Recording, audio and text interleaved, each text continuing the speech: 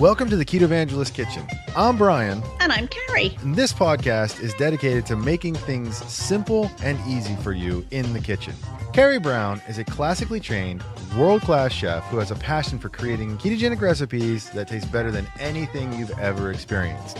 But more than that, she loves teaching people how to cook the right way. And each week on this podcast, Brian and I discuss all the ways you can create awesome keto food that is guaranteed to make you a rock star in the kitchen. If you'd like to learn more about Ketovangelist Kitchen, you can go to KetoVangelistKitchen.com and sign up for the newsletter. In exchange for your email address, you'll get brand new recipes delivered to your inbox, ready for you to whip up in the kitchen and enjoy with your friends and family. So sit back, relax, and get ready to laugh and learn. You're about to enter the Ketovangelist Kitchen.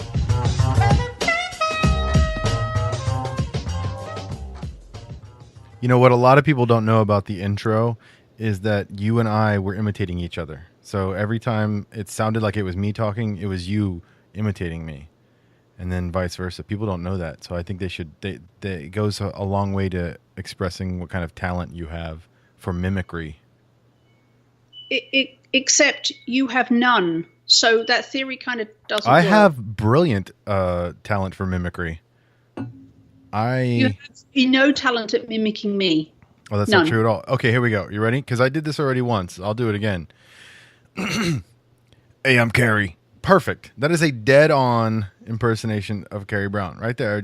I'll even go, Oi, I'm in the kitchen and I'm cooking food. Sweet pea, you are clearly delusional. Eat more fat. All right. Hey, everyone. This is the Ketovangelist Kitchen. I'm Brian, and what's your name? I'm Carrie. Yeah, that's right. It's Carrie. That's who she is. And I have a question for you, Carrie. Do I have to answer it? You do not have to answer it. Okay, good. Okay, go ahead. But I would like for you to. Okay. Are you ready? I will at least consider it. What was your favorite song when you were in the equivalent of high school in the United States? I think it's secondary school in the UK. What was your favorite song during that period of time? Could you modify the question? To include multiple favorite songs or multiple years? No, I just want you to change the age range. Okay. Then what age range should we go with then? 3. When you were 3 years old and in high school, what was your favorite I wasn't song? in high school at 3. Oh, okay. All right. So when you were 3, what was your favorite song? We All Live in a Yellow Submarine by the Beatles. So now, is that because that's your favorite song now and you just wanted to point to how long it's been your favorite song? No, but when you said, what was your favorite song? I thought We All Live in a Yellow Submarine by the Beatles. It was just like a visceral reaction to it? Yeah. So, yeah. I gotta be honest with you. That had to be my answer, but you had to change your question to make it fit my answer. I like how you do that. Very, very, very politician-like. I have an answer. It doesn't fit the question that you've asked. So change your question so that everything works. I like it. So that I can say what I want to say. Yeah. So then I have to tell you. That worked very well, didn't it? Because now everybody knows that when I was 3, apparently, according to my mother, when I was 3, when that song used to come on the radio, I just used to light up like a Christmas tree. I was just like the happiest kid on earth, which was odd because I was very quiet, very subdued, quiet child. But I used to get incredibly excited whenever that song came on the radio. I have to be honest, and I'm sure that I'm going to get flack for this, and you get flack for everything. I do. It's kind of like a thing. I'm not a fan of the Beatles. I've never really liked the Beatles at all. And this is what's odd. Me either. When I became old enough, when I was like, I don't know what age that was, 9, 10, and all my peers were in love with one of the Beatles or several of the Beatles or even all of the Beatles. Except Ringo. Nobody's in love with Ringo. Actually, that's true, except Ringo. And I was like, who are these people and why do they like them? And they're not even cute. And is there something wrong with me? And I don't understand this. So that's part of the fascination of why I loved my favorite song at 3 years old was a Beatles tune. I don't know. Maybe that's why it fascinates me so much, because when I actually grew up to know what the Beatles were, I was like, Now I upset billions of people the world over. Well, But sorry. I thought there was a rule, like, I mean, a UK rule that you had to love the Beatles in order to be considered, UK worthy or something. I don't. Maybe that's why I'm here now. Yeah, that's why you're an expat. Okay. They threw me out. Okay. So also just to piggyback on that just a little bit, I've never actually seen a yellow submarine. I've seen several submarines that are more dark gray, but I've never actually seen a yellow one. And it seems to me that tactically a yellow submarine would not work for the military, for military purposes. I'm just saying. That seems like it would be an obvious giveaway as to where you are, so. But it's way happier. Have you ever? Way more exciting. I mean, it's off the charts more exciting. No. Submarine. Here's the thing, and this is: have you ever met submariners? People who actually operate submarines. It doesn't matter what color it is; they're miserable.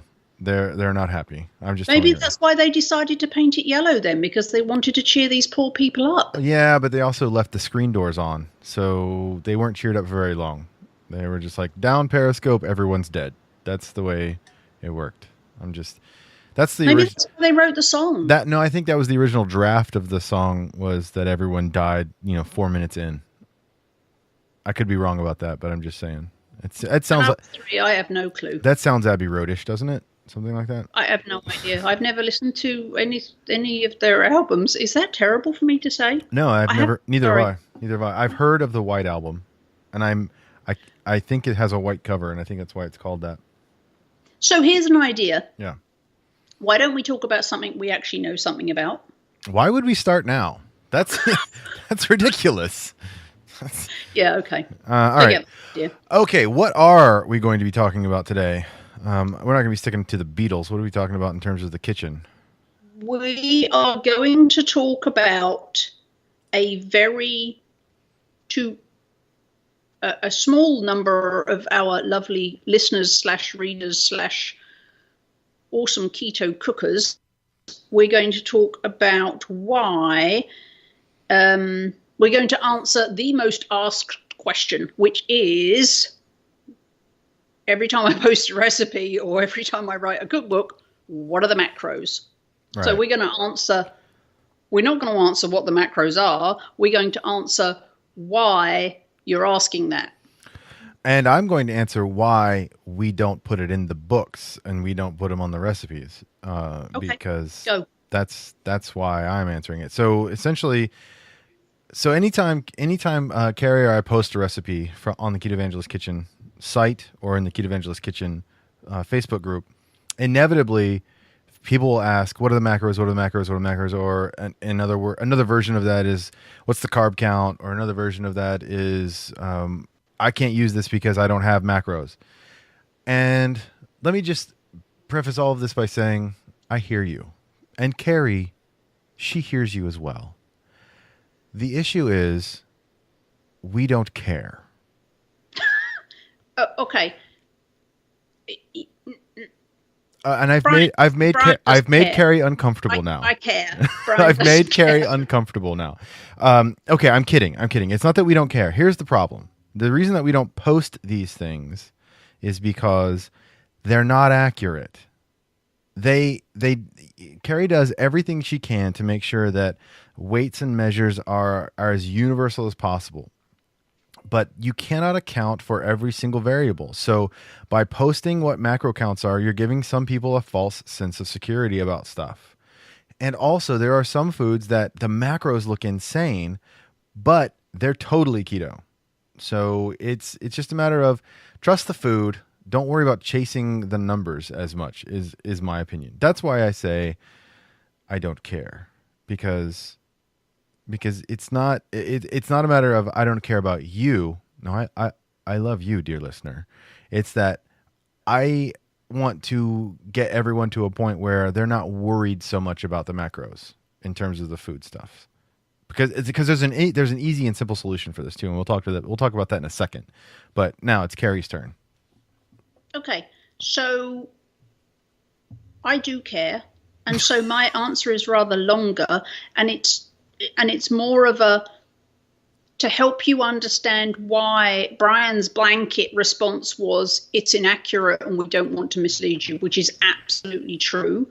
but I want to help you understand all the ways in which it's inaccurate so that you understand what Brian means when he says that.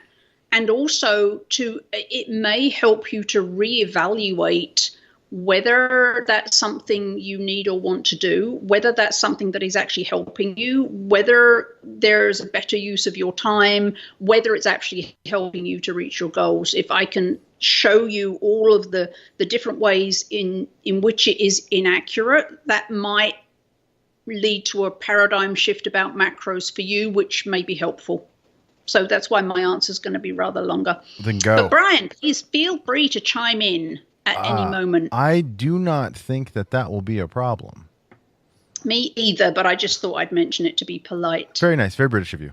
Okay. Thank you. All right, go on. So these are in kind of random order. It's my favorite order.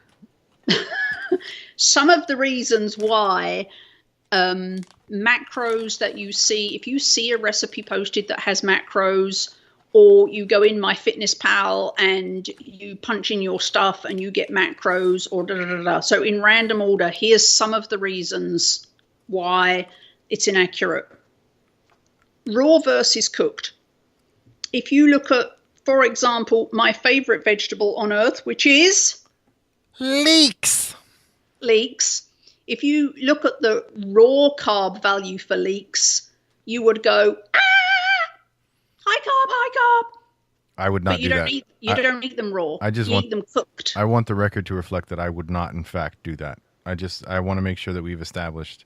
I can't even hit that range. Like you don't even recognize vegetables as food. So just that's true. Stop. That's a good point. So, but we don't eat leeks raw. We cook them. The carb value for cooked leeks is completely different to raw. So some of your, so right there, the difference between raw and cooked, and you don't know, it's not explicit in any of the macros that are listed for recipes, whether they've used the values for raw or cooked. Some of the tools don't indicate whether they're talking about raw or cooked. Some do, some don't. So right there, there's one place where your macro could be completely inaccurate. Talking about tools, I actually did, when I was working on our Keto Kickstarter meal plans, the recipes for that, I had a friend help me look at the macros. And when she came back with it all, we looked at the results and we ran the numbers through a bunch of different tools. And guess what? We got a bunch of different results. And I'm not talking like 1 gram here, 1 gram there. We had one result where the exact same list of ingredients was put through 2 different tools, and the difference in fat grams was 40 grams. 40 grams of fat between the 2 different tools. Right. Okay. And I don't remember what the exact numbers were, but say one came back at, this recipe has 10 grams of fat, and the exact same recipe through another tool came back as, this recipe has 50 grams of fat. Right. So different tools are going to give you different results, which means that in the end, you actually don't know what it is. Right. Okay. So let's reiterate those 2 points. When you measure food for a recipe, you're measuring the raw ingredients. When they get cooked, that changes the macro count. It changes the macro constitution of a particular food, because in the cooking process, stuff done get broke. So that's just what's going to happen. You can't then measure the cooked food because a lot of times it's mixed in. So it's not accurate. Now, the other thing is you have to take into consideration the tool that you're using. I, for one, loathe with all of my being MyFitnessPal. It is the most inaccurate, most useless tool for macros. People love it because it's convenient. It's on their phone or their tablet, and that's fantastic. But it's also user-driven. So if you get someone with sausage fingers putting in numbers and they're just mashing their screen and they're not really paying attention to what they're doing, you're going to get really ridiculous macro counts for foods. And a lot of people don't even pay. They like check out of, does this make sense? They just look at the number and that's what they go with. So So it's not important enough to just go with whatever. If macros matter, you've got to be very precise with it, and it's hard to transfer that when you're talking about doing recipes across the ether. Does that make sense? So absolutely. And point number 3 was, so point number 2 was different tools, different results. Point number 3 is same tool, different results. And so my friend, now this wasn't just a friend, right? This wasn't just a friend. This was someone who actually knows food. Right. And so her nickname, funnily enough, is Popcorn, which isn't keto at all. And she is. But anyway, so Popcorn, we put the same recipes through the same tool and came up with different results. Wow. That's fantastic. And so an example of that, and we also had a lovely lady on the Ketovangelist Kitchen Facebook group who was in despair one day because she was trying to figure out her macros in MyFitnessPal, and she punched it in. I don't remember what it was, but so I'm going to make something up here. I remember the numbers, but I don't remember the item. I think it was skin on chicken thighs or chicken breast or something. Anyway, so she punched in thigh on skin on chicken. MyFitnessPal gave her 10 different versions. Right. Those versions differed in fat from 14 grams to 44 grams. And she's like, I don't know which one to use. So right there, I mean, that should be screaming red flags at you that MyFitnessPal is completely inaccurate and completely useless for you. And the other interesting thing was that the responses from the other lovely Facebook group people, one lady suggested, add them all up and get the average. Another lady suggested just take the middle number between 14 and 44. And I understand where they're going with that, but that it means that what you actually eat could be absolutely nothing in relation to the number that you're thinking you're eating. Right. So it's essentially the same as not knowing. You're just pretending that you're putting a number in and you really don't know what it is. So, you're happy because your numbers match, but that might have absolutely nothing to do with the quantity of, in this case, fat that you actually ate. So you're lulling yourself, as Brian said at the beginning, you're lulling yourself into a false sense of security because you're like, oh, okay, well, the average of that is, I don't know what it is, but the average of that is 23, so 23 grams of fat. But you might actually have eaten 44, or you might actually have only eaten 14. So your sense of security, and then, if you're not getting the results you want, but then you might be eating 44 grams of fat and you might be eating 14 and you think you're eating 23, then it's hard for you to know how to tweak anything because you don't actually know how much you're eating. So Same tool, different results. Right. Completely inaccurate. The fourth thing, serving size. So people ask me, what are the macros and what's the serving size? The serving size is how much you eat. Yeah. I can't tell you your serving size because if you've been listening to Brian for a while, you'll know that we eat, the amount of protein that is appropriate to us as individuals. We keep our carbs under 20 grams and we eat fat to satiety. I have no idea of knowing at what point when you're eating one of my recipes, how much of that you're going to consume before you get to satiation. I can't possibly know that. So if I give you a serving size and you calculate your macros on that, if you don't eat exactly that amount, your numbers are all off. Right. So again, I don't want to mislead you. I can't know how much you're actually going to consume.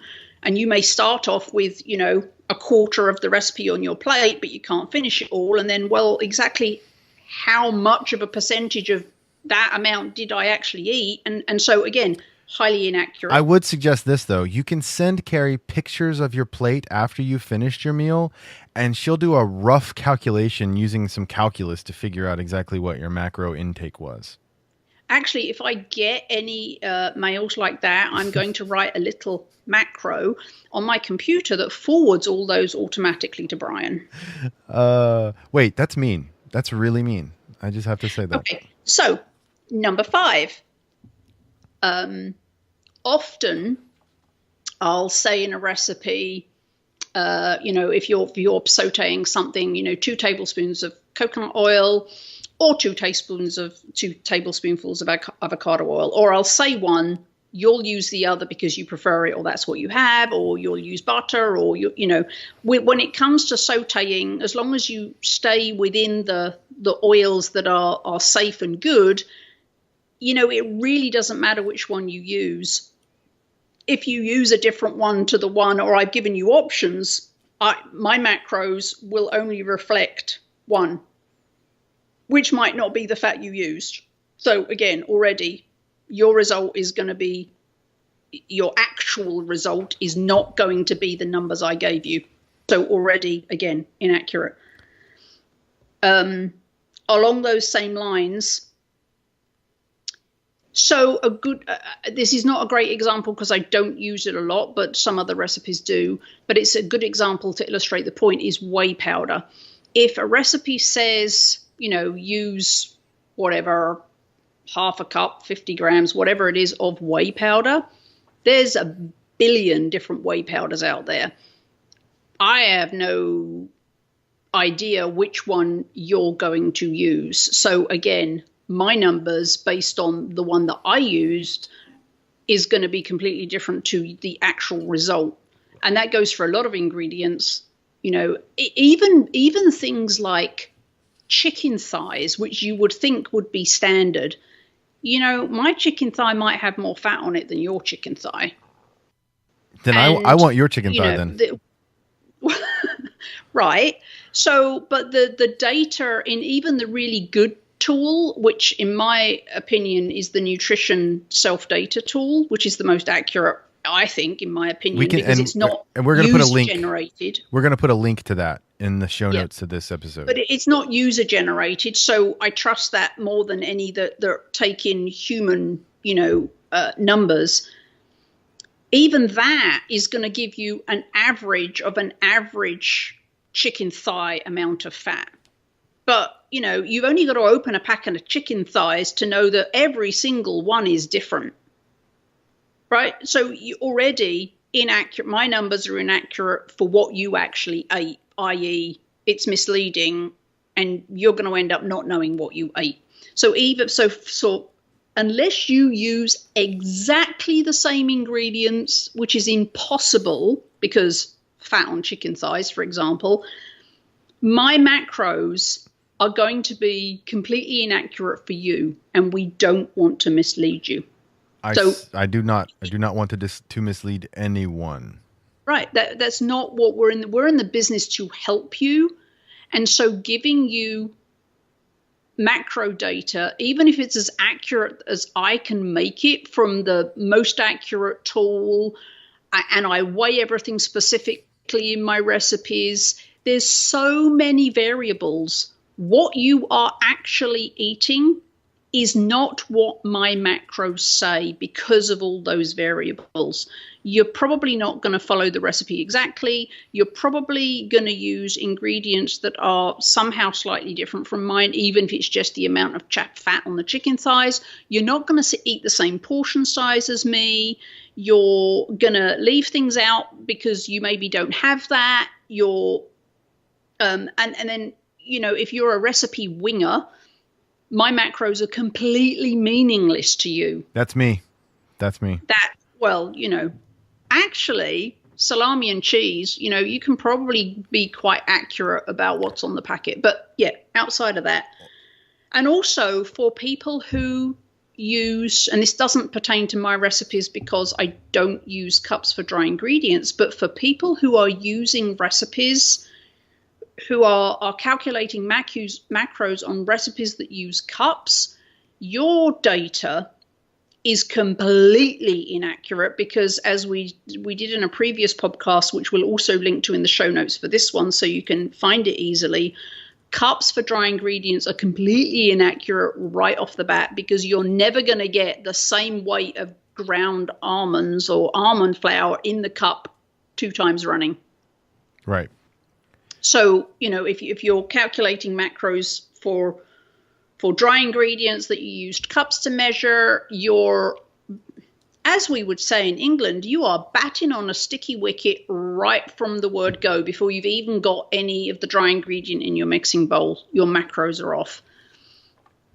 Now, none of this is a criticism on anywhere. It's just the inherent errors that are going to come, because there's so many variables involved in this. That this is why we're trying to help you understand that by focusing so heavily on macros, you are not intentionally, and this is not a criticism, this is an observation, but you're deluding yourself into what you are actually eating. And so you're basing your choices on macros that are inaccurate. So it's very hard for you to know which way to go up or down, which way to tweak, because you don't actually have a pretty good idea of what it is you're eating now. All right, so here's what I want to do. I want to put context around my original statement when I said I don't care. Because having heard Carrie lay out her 7-point plan as to why we don't put macros and stuff, the reason I say I don't care is because macros don't mean anything to me. That's what I'm talking about. It's not that I don't care about you, the listener. Like I said, I love you guys. What I don't care about is chasing the macros, right? And because it's so hard to do that, it's just too much work. Now, am I saying the people who put the macro counts on their recipes are doing something wrong, bad, or, nasty? No, not at all. They do what they think they can, what it's best. What I am saying and what Carrie is saying is they're not accurate. So the best thing to do, remember I talked before about the best solution, the easy, simple solution to this is weigh out your stuff. Use that with the database that we're going to put in the show notes. Get your own macros. You can determine by what you eat what basically a serving is for you, and you can start doing some math on your own. And that's the way you can truly and honestly figure out for yourself what those macros are. You can weigh out the ingredients, and you can figure out what your portion sizing is, and then you can go from there. We don't want to mislead you. We want you to be successful. We don't want to give you data that is essentially meaningless because it's so inaccurate compared to what you actually ate. So when we consistently say, no, we're not giving you macros. If you want macros, figure it out yourself. We're not being mean. We're not being lazy. Carrie's being mean. Carrie is being mean. She's totally being mean. I'm just saying that right now. We're not being heartless. We're saying this because we want you to have as accurate information as possible, and that's something we cannot give you. The most accurate way, as Brian just said, for you to get it is for you to input into a good tool what you actually ate. Right. So, and so, yeah, we're not being, we're not being a sticky wicket.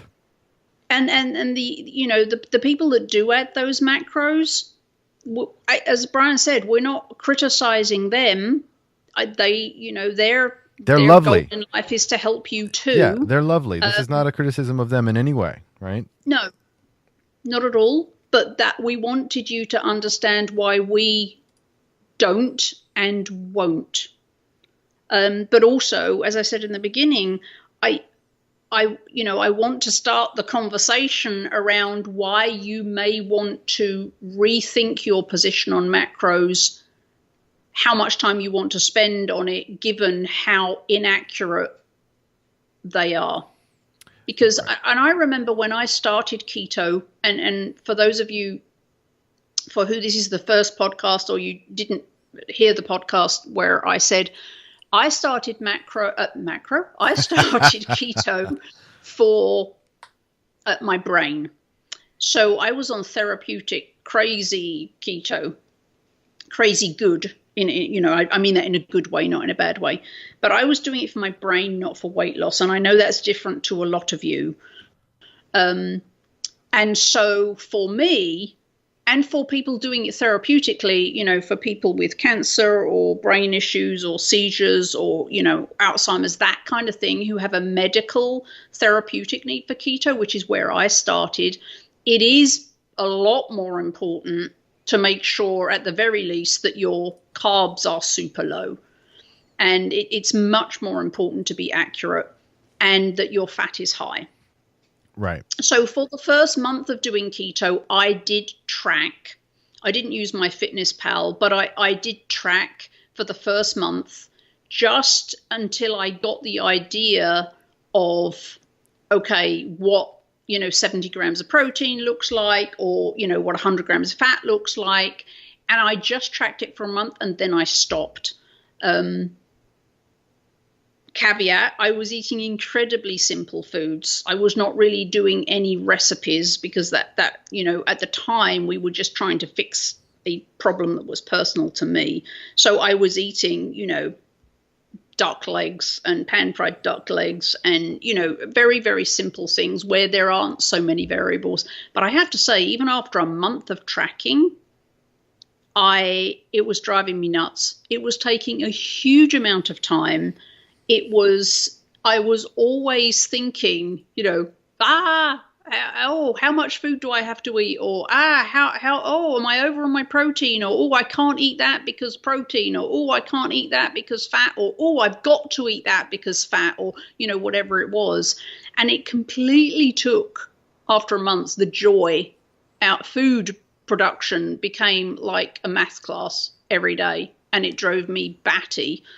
But I also, after a month, had a good idea of, what the protein and fat, and I focused a lot on what are the low carb foods. So I didn't have to track it because I just know what foods are low carb. And then I just moved to, okay, that's low carb, that's fat, that's protein. And I got on with it without any macros. And, my plan, my weight, my nothing went sideways when I stopped tracking, was my point of telling you that little story. It didn't all go sideways because I stopped tracking. I think you should use the term bonkers instead of crazy or whatever when you're, oi, I got a track and it's making me bonkers. Perfect, right? Dead on. Sometimes it's an especially good job that I'm in Seattle and you're in Austin. Yeah, it really is. Mm-hmm. Say saute again. Saute. Saute? That's not how it's spelled. You talk funny. Anyway. Okay, so what's the big takeaway here? It's that we hate people, right? That's the big takeaway. The big takeaway is that we love people and we want you to be successful, and macros are incredibly inaccurate. And I've only given you a few of the variables that exist. There's way more variables than that, but I hope I've given you enough to see that it's very inaccurate. So you're tracking the minutia is actually not doing you any service. It's doing you a huge disservice because in your mind you're meeting these macros and you're actually not. That's actually not what you're consuming. Right. The other I wanted to mention, there was another lady lovely lady who posted on Facebook, again having macro woes, and she actually ended up on her post, and I don't remember all the details now, but she ended her post saying, I'm going to have to subtract the fiber to make the numbers fit. And I understand where she's coming from, but it was like importance of macros had become so huge in her mind that even though taking out something to make the numbers fit the macros that she's trying to meet every day, but that, the food didn't change. She may have changed the numbers to fit the numbers she was trying to reach, but the food still had what the food had in it. And again, this isn't a criticism. It's just I think that it's very easy to fall into the trap of like it's all about macros and become very stressed and anxious about, meeting this magic formula or having to meet this every day, and it's not helping. Right. So it's about the food. It's not about the numbers. Right. And the thing is, you can track for a while, and you'll get an idea of what amount of food equals what kinds of macros, and you don't have to track for very long. It's kind of the big takeaway there. All right. So that's why we do not put the macros on our recipes or in cookbooks or meal plans, and we won't. And that's why, because we care and we want you to be successful, and that's why we're not giving you that information. However, if you need to track, we're going to give you what we believe is the most accurate tool so that you can punch in. If you're making one of our recipes, you can punch in what you actually made it with and how much you actually ate with the food that you used. That will be still inaccurate, but it will be way more accurate than anything I could give you. Right. All right. So there you go. That's the lesson, right? It's not that we're trying to be difficult. It's that we are. It's actually the opposite. We've thought this through, and that's the best solution that we can come up with. All right. We need to introduce a new segment that we're going to start doing. That we were supposed to do at the beginning of the episode, and so I think that we should randomly change the point at which we do our little new segment. We may. But just to keep it exciting. I don't know if that's exciting or not, but I know today we're going to be doing it at the end of the episode because this is the end of the episode. Let's do that. All right. So Motivation Monday is a new segment that Carrie and I want to do because the podcast comes out on Mondays. The new episodes get aired on Mondays. And we want to help you start the week with some sort of motivation. And when I was talking to Carrie about it, we were just kind of working through what it is that we want it to look and sound like. And essentially, it's just exactly the way it sounds. It's Motivation Monday, so it can be stories about people who overcame stuff, or it can be words of inspiration and motivation for you to carry throughout the week, so that you can come back and listen again. Or it could just be positive sort of reinforcement about certain aspects or things that everyday life, or specifically tied to stuff that you're having to do with keto. So this particular the very first segment that we wanted to do was about taking care of yourself first. So Carrie wants to talk a little bit about that, and then I'll fill in when she's explained her point. This is something that I probably, like a lot of you, it's taken me my whole life to really get my head around, because I was kind of born, or I grew up in an environment where I was a people pleaser. And I'm very altruistic by nature. So I just want to spend all my time helping other people and supporting other people, always to the detriment of myself. And while I think that's awesome, over the years, time and time again, I have come to realize that I am able to do a better job of that if I'm in good shape myself. So as time went by, I have become better at taking care of me so that I have a bigger, better capacity to then go help others.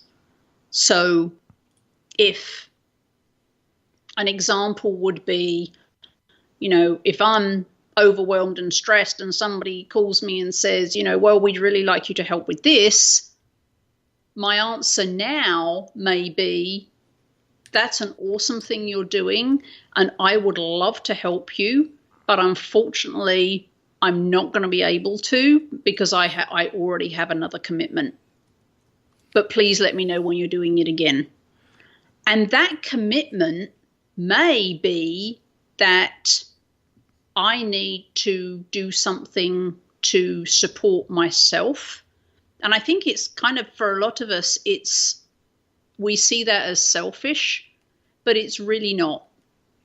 If you take care of yourself physically and emotionally and mentally, overall, you will end up being able to help and serve a lot more people a lot more often and a lot better if you take care of yourself first. Yeah. So the simple saying is you can't pour from an empty cup, right? So you can't provide for someone else if there's nothing inside of you to give. So you have to take care of yourself first. There's a reason why when you're on an airplane, they tell you in the case of an emergency and you're with someone who is a small child or is not able to fend for themselves without assistance, put your mask on first before you put theirs on. They're not saying be selfish. What they're saying is you can operate better, you can take care of people better if you take care of yourself first, if you provide for yourself what you need in order to be optimized in terms of what you're able to do for the people around you. Right? So you can't pour from an empty cup. So make sure that you're doing everything you can to keep your cup full of blessings, of enjoyment, of motivation, of happiness, of whatever it is that you're trying to spread throughout the world. Hopefully it's positive. Make sure that you are filling yourself up first before you try to share that with everyone else. And don't feel guilty about that. And don't let anyone else send you on a guilt trip about that either. Right. So there you go. That's Motivation Monday. Hopefully that'll help you. Hopefully that'll stick in your brain and it'll be something that you focus on as you move throughout the week. And I think that's about it, right? Is that the whole episode? That's it. We're done. All right. Then Carrie Brown, thank you very much. And, we'll talk to you next week. See ya.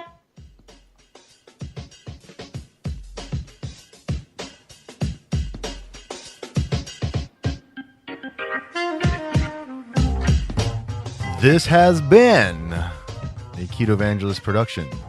That's right. This was the Ketovangelist Kitchen. If you want to find out more about what we're doing, go to KetoVangelistKitchen.com. You can sign up for the newsletter. You'll get recipes in your inbox right quick. You can also join the Facebook group, Ketovangelist Kitchen. That's facebook.com/groups/Ketovangelist Kitchen. That's where all the cool kids are. You can also find us.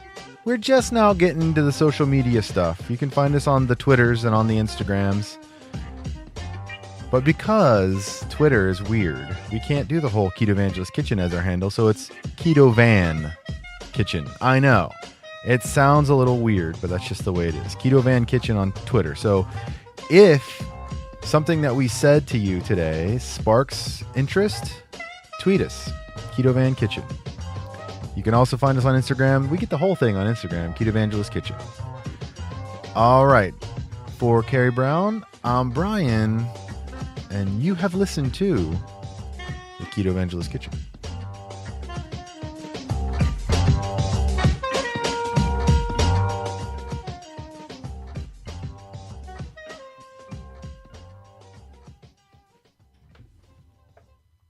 Powered by ketones.